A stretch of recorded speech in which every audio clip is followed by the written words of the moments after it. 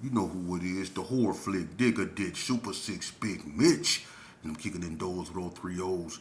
And I'm bringing 28 101s because we Vegas sons. It's the Chronicles. And you in the Meadowlands. Yeah, you in the Meadows, man. And you already know what made me. I'm a desert baby. Boom!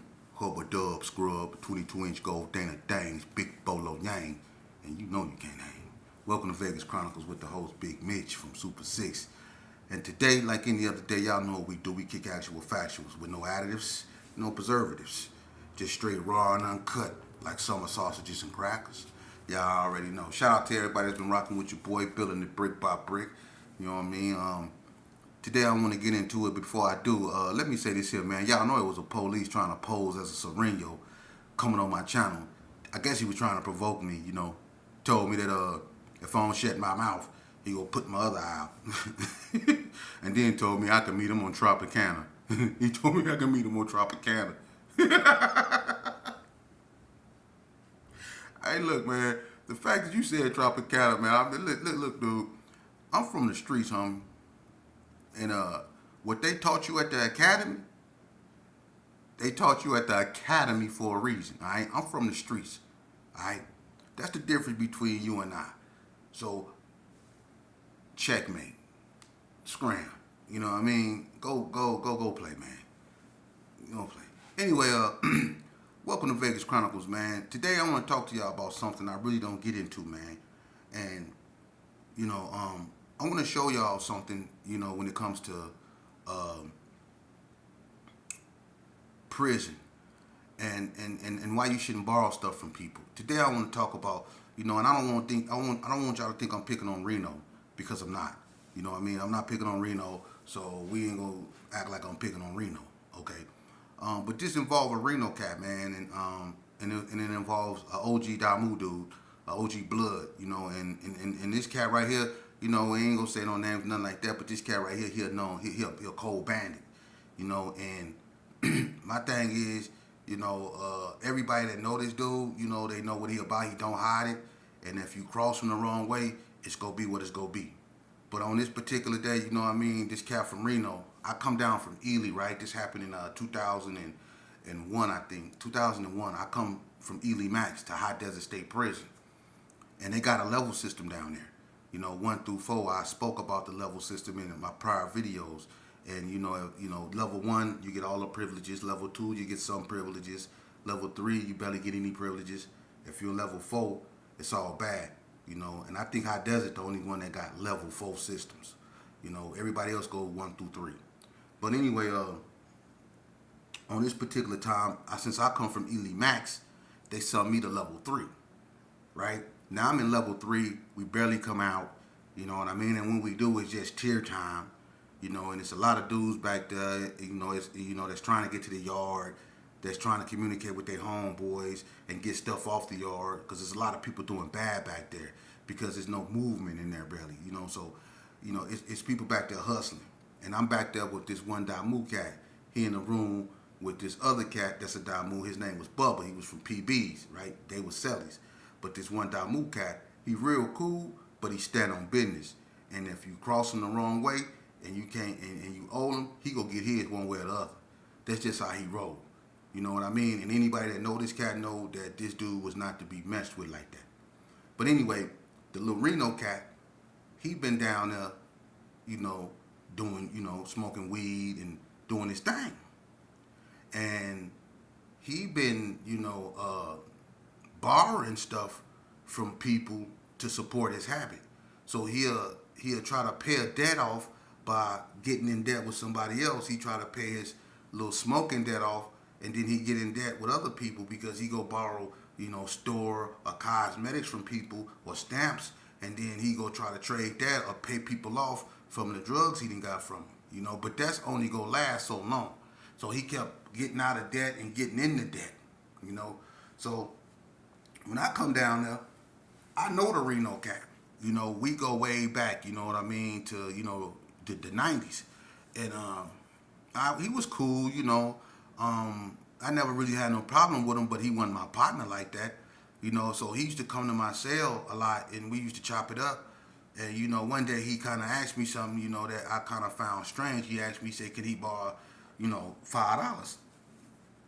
I say, "Borrow $5?" He said, "Yeah, let me hold $5 to store." I say, "For what?" He told me he owed somebody. I said, "You owe somebody for what?" Because if you're trying to pay off a gambling debt, I don't do that. You know what I'm saying? I don't play. I don't gamble, so I'm not finna pay your debt. So he kind of like, "Nah, man. He borrows. He said he basically told me he got some weed from such and such and woo woo, right?" So I told him, "Man, what they got to do with me? You know what I mean? I don't pay off debts. I don't do that. You know what I mean?" But he gave me the sense that he was kind of scared, man. And, I kind of knew the dude, and I was like, "All right, check this out. I'm gonna give you 2 bars of soap, man. You just give me 4 back." He was like, "All right." So I give him 2 bars of soap. You know what I'm saying? To help him take care of whatever he needed to take care of. But to come to find out, he owed this dude so much money. Those little 2 bars of soap that I gave him wasn't gonna even put a dent in what he really owed that man, right? And now all this come out the next morning at breakfast. Cause I'm sitting at the table eating. This Reno cat, he comes sit at the table. We sitting there eating, and he kind of like acting weird, and I'm like, "Man, it's something not right." You know what I mean? I'm like, "What's going on?" You know what I mean? He was like, "Man, I just want to go back up north." And he talking about he want to go back up, closer to Reno. And I was like, "What's going on?" And he won't tell me. So the OG blood dude, he sit down at the table we sitting at, and he drinking, sipping on some milk, and he looking at the dude. He say, "You got my stuff?" Basically telling him, "You got my money?" And dude looking like, I got half of it." He was telling him what he got, and every time he told him what he had, he got to shaking his head. He was like, "But that ain't what I gave you. But that ain't what I gave you, though. How you gonna give me what you want me to have? That ain't what I gave you. You better tell him, Shape. You better tell him, Shape." And I'm like, "Man, what's going on, man?" And he got up, he said, "Don't have my money by the time we get back to the unit, man, and I come to your room. Don't have my money." I'm like, "What's going on, man?" Because now I'm like, now he can't eat. He's sitting there, he done slid his tray at the table talking about, "Psst, man." I'm like, "What's going on?" As I'm taking his food off his tray he don't want. I'm telling him, what's going on? You know what I'm saying? He telling me he old a boy, woo woo. I'm not really taking it that serious. I'm thinking, okay, y'all just getting into a little argument, woo woo. But I know this Damu dude, this blood dude ain't no joke. So I'm kind of like on edge, but I'm like, it's just a typical argument because I thought if it was really serious, it would have jumped right there. So I'm eating and he can't eat. He just sitting there looking like his whole world came to an end, and we go back to the unit, we go inside, I'm not really tripping. I kind of go to sleep. They open the tip. We go out on the tip, everybody trying to get on the phone, trying to get to the showers and do what they do. I take my time. I come out. I hear a voice. I heard, "Now I told you to have my money. You ain't have my money, right?" And then the old boy like, "No, man, I got your money. Hold on, woo, woo, right?" And he's saying the blood dude name real loud. And the old boy was like, "Say my name one more time. Say my name one more time, right?" So I'm like, "What's going on?" So I go out. I put on my shoes and I walk down there. And as I'm walking down there, the blood cat didn't push the button. He in the dude room. He didn't push the button. So the door now sliding. They shutting this door. So when I go down there, next thing you know, man, I seen the OG blood dude put dude in a cold lock. He put him in a lock. Now, this OG blood dude kind of know martial arts. He do. And if you know, you know. This dude know martial arts. But this dude put that cat up in a cold guillotine, right? You know what I mean? And took him on down through that. When I mean he took him on down there, he was whooping him first. And then when he whooped him, he did what he had to do, man. And I'm gonna just keep it 100 with you, man. Didn't nobody come to that boy rescue. You know what I mean? And every time somebody went to the door, people was hollering, "Get away from the door, get away from the door." And he did what he did. And when he did what he did, he came up out of there. And old boy, he had to get up out of there. And I'm gonna just say this here. He was leaking everywhere. He was leaking everywhere. What I mean leaking everywhere, he was leaking everywhere, man. They had to bring Gurney in there upstairs to take that boy up out of there. They had to bring a gurney upstairs to take him out of there. For real. And that's for running up a gambling debt in them institutions. People don't think that don't happen. Oh yeah, it happened. It happened. That boy got his manhood took over a debt. So all y'all that think that this is a game, I want y'all to let that marinate. He got his manhood took, man, over a debt. Now a bunch of y'all sitting back saying to yourself, that'll never happen to me. I wish I would. I wish somebody would. I'm gonna do this. I'm gonna do that. Really? You go behind them bars, man. It's some dudes that's gonna match that energy you got. It's some dudes that don't care or scare.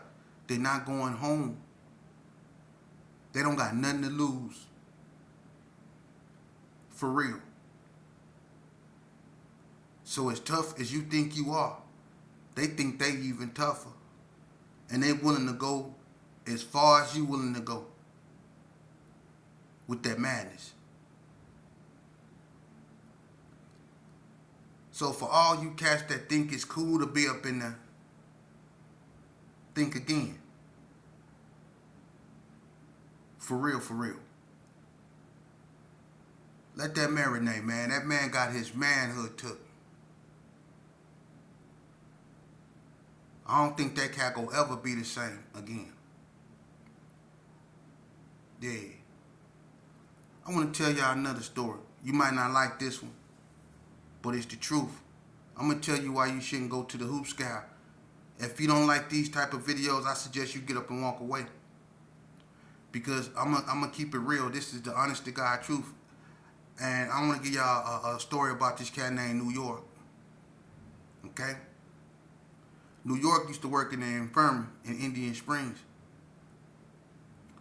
New York had waves.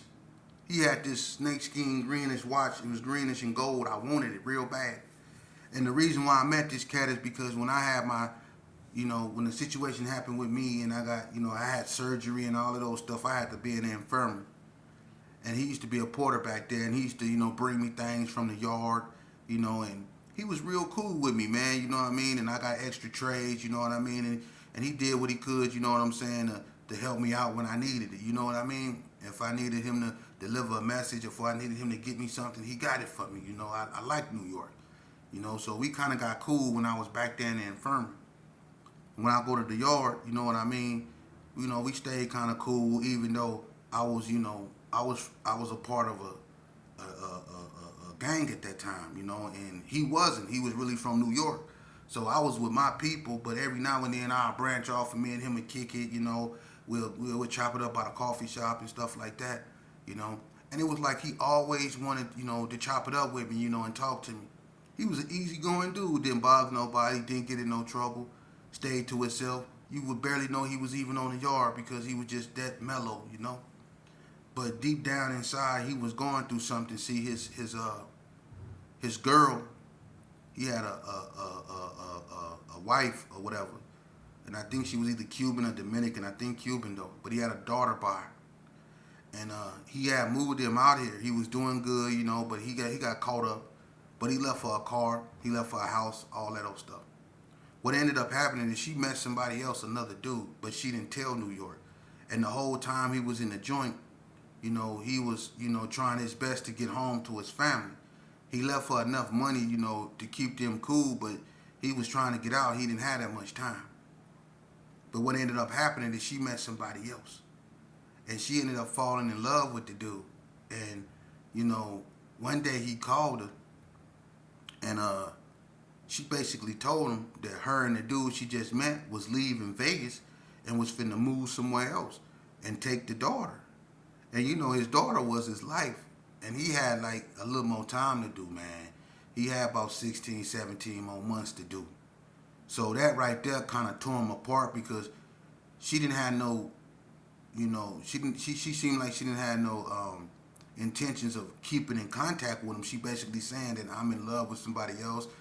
you can't be calling here. You can write, and the baby really wasn't that, old enough to understand what he was writing. So she was like, you can write from time to time, but I don't want you calling here no more, And he was like, what you mean? Hold on, how you gonna take my child?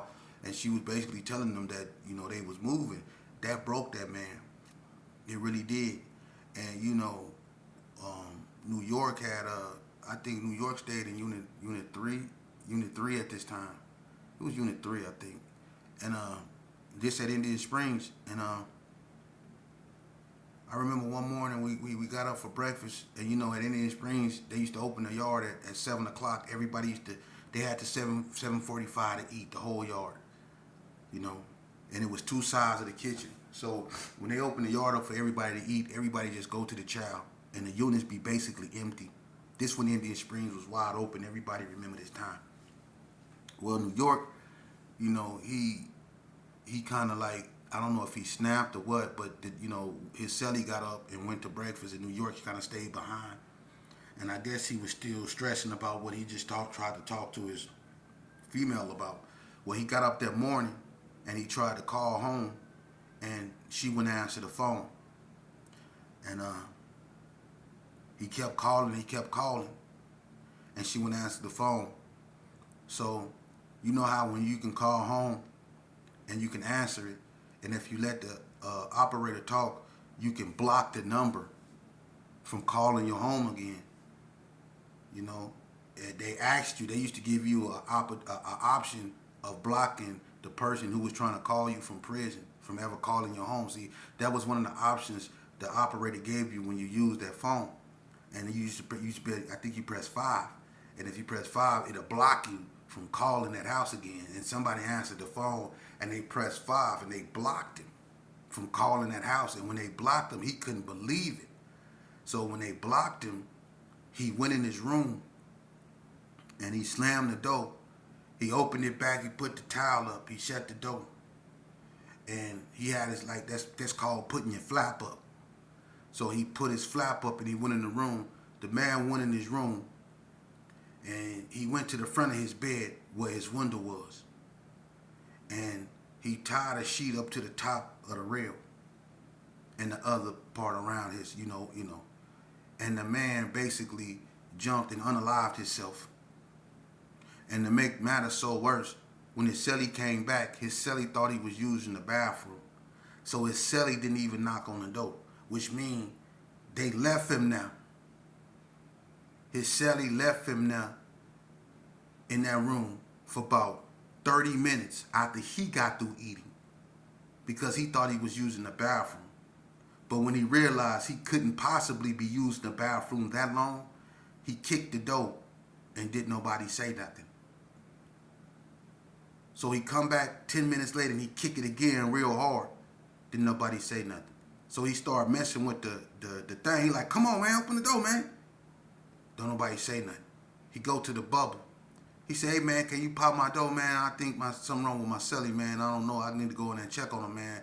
He got the flap up. So he run down there. The police popped the door. He opened the door. And he can basically see his celly. He turned the light on. He walk up over there. The man up over there, he gone. He gone. He gone. I know this because I was sitting on the side of the unit. With one of my homies. We was smoking. And we went in the unit when they told us that New York, his celly came out crying and was tripping. Talking about, why he do that? Why he do that? And all that old stuff. So we go in the unit. We go to the room. I got up on the boy before they even shut everything down. And I couldn't believe my partner, man. And I was like, why they just leaving him up like that? Cut him down. But they wouldn't let nobody touch nothing. And, they sealed his room off, man. But my partner, man, sat there and he took he unalived himself, man. Because of something that he couldn't control because his wife took his daughter. That's how serious prison get. This was a good dude who probably would have never came to prison again. A good dude. That ain't here no more, man. I'm telling y'all these stories because I want y'all to know how precious freedom is. Don't put yourself in a position to where you'll lose your child or you'll lose your female, you know? Because sometimes, you know, we put ourselves in situations and we end up somewhere we really don't need to be. And things like that happen, you know? And we not being hardened, criminals, some people can't deal with that, and that's the route they take. So before you put yourself in that situation, think about what I just said. Think about what I just said. Think about what I just said, man. Okay? And I don't think I know everything. To the individuals that think I know, that say I think I know everything. I don't think I know everything. I don't pretend to know everything, man. I was really out there. What I witnessed, I don't wish on my worst enemy what I've been through. One thing about the streets that I learned, there is no winners. I've been caught slipping by Bloods that beat the brakes off me. I've been caught by 6-0s that beat the brakes off me. NTGs that tried to, I done been caught slipping too, and I done had bad things done to me. This game is not fun, man. For real. I done did a lot of bad things to other people. I got to live with that, man. And I'm not from this era. This era is confused. This era claim to be things they know nothing of. A lot of kids up out here that call themselves such and such, or where you from? I'm from the Gerson. Y'all use that as a trend. You could never be from the Gerson. The Gerson been gone. How you from over there? How you from Cary Arms? Ain't no such thing as Cary Arms no more. You from that plot up over there off Cary? Because Cary Arms gone. The Gerson is gone. The Brownies is gone. So how you gonna call that's gone? Our era is gone.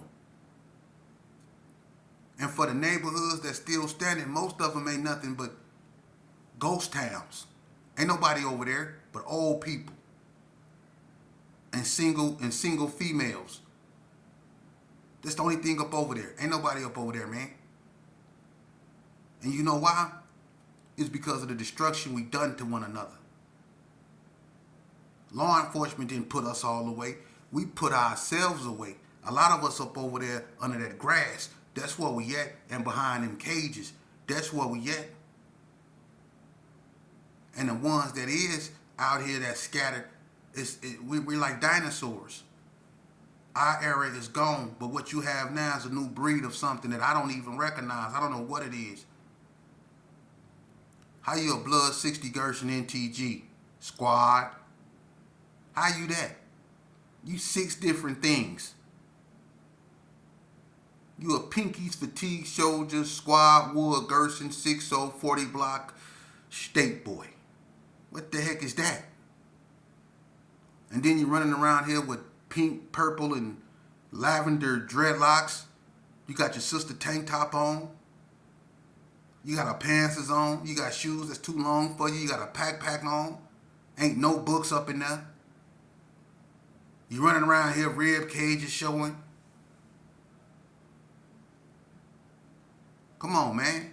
We don't understand what's going on, but see, that's our fault. We dropped the ball. We failed these youngsters, man. We failed these youngsters. When we was running around there with our bushy Jerry curls, rolling around on our McLeans, drinking St. Ides, and doing what we was doing, we didn't think for 1 minute that the seeds that we was bringing up that we really wasn't paying no attention to, we left all that up on the mama because we was paying more attention to the homies or paying more attention to our so-called enemies because that's what we love to do. We love that more than we loved our own child. You couldn't even go nowhere with your child. You couldn't put your child in your car because your car was too known. So you couldn't even go to the park with your child because people, if a person see your car, if you was really out there, if they see your car, you know what was going to happen. So you didn't risk putting your child in your car. That's the type of living we was doing. See? Running from the police, running from our POs, in and out of institutions. We stand in the county jail, stressing the baby mama out, stressing your mama out, stressing the system out. That's what we was out here doing, man. When the Donna Streets were doing their thing and going crazy, everybody knew what it was. They was tearing up everything when the 6-0s was on one. They was tearing up everything when the Gersons was on one. They was tearing up everything. Same thing with the Bloods. But we didn't understand that what we reap, we sow.